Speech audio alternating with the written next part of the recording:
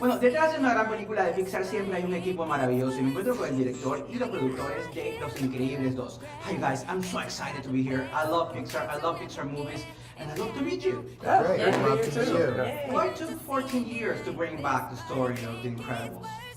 I had some dishes to do. There was glass. I had to clean up the windows. Yeah.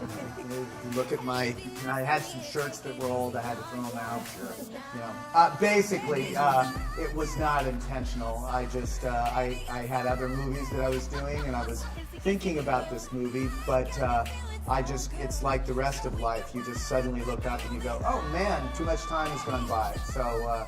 I had thought of the initial idea right as we were going around and talking about the first film.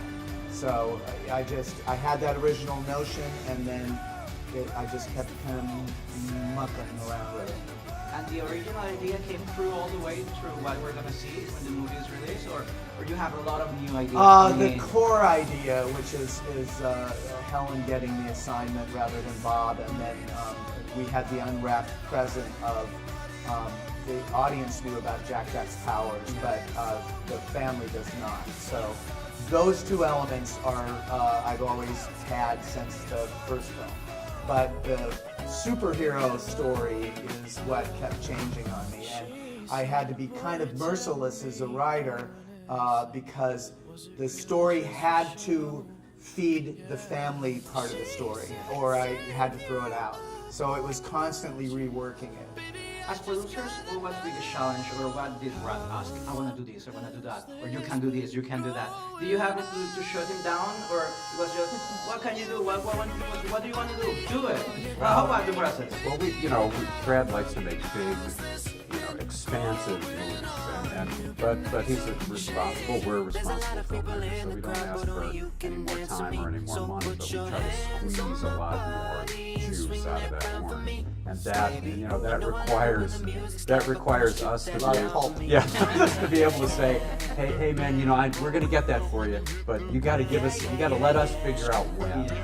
We're not saying no, we're just saying They're good now. parents. Technology has changed a lot since the first one, and it looks different this time. Yes. It's going to be something that it's going to add to the story.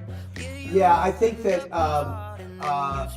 the parts of the first film that are the core stays the same. I mean, I think they look like the characters, but they actually look more like we wanted the characters to look in the first film. We've just gotten better. So I think it's going to be a richer looking movie. It's bigger, but I think that the characters should feel like the characters from the first one.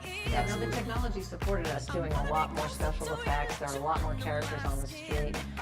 We were able to make it more quickly, and so we were then able to give Brad what he wanted because of that technology. It's like the technology and the artistry of Pixar sort of caught up to our original aspirations, and that's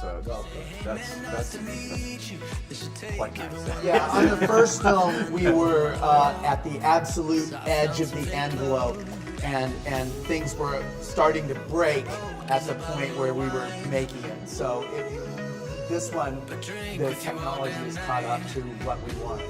This is an action-packed movie, but it's not and it's going to keep that way. What can people expect when they go to see it? Well, I think that they should feel that the movie literally picks up the moment the last movie ended. So the story kicks in right from the first film, which is unusual because it's been so long since the first film. But the characters should feel the same. They move, they evolve a little bit in this movie, but the story is, we hope, unpredictable. I hope it is. And you should start thinking about the Jack spin-off. You think? Yeah, producers. Okay. Thank you. Very nice to meet you. Nice to meet you. Yeah. Great Pleasure. job.